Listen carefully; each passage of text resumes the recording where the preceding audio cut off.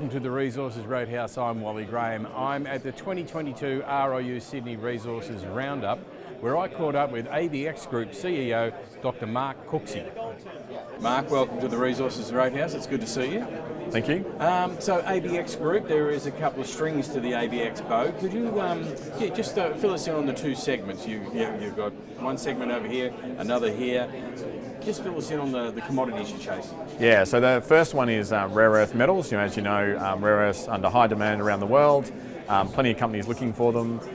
We've used some clever geology to find them in northern Tasmania. We're the first company to find rare earths in Tasmania.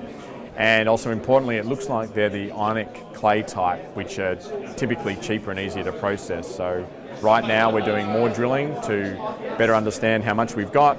And we're also doing preliminary metallurgical testing to again confirm how easy it is to recover it. So it's quite an exciting time for us right now on the rare earths. So this rare earths, it's a pretty new aspect to the company.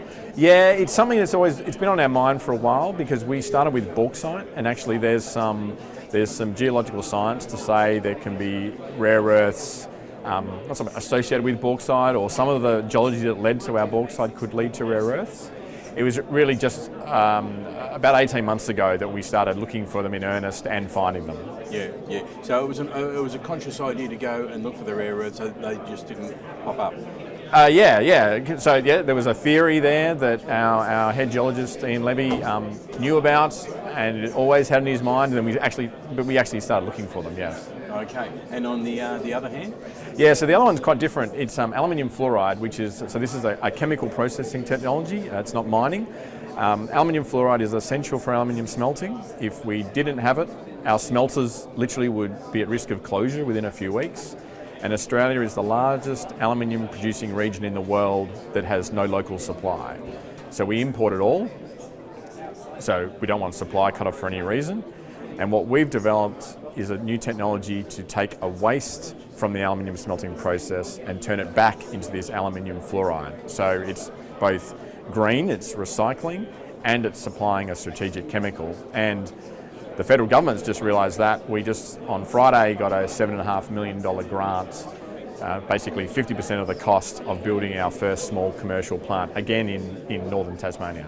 Again, it's sort of like also an example of the industry sort of getting ahead of the game, so to speak, as you were saying, like the recycling aspect of this particular technology.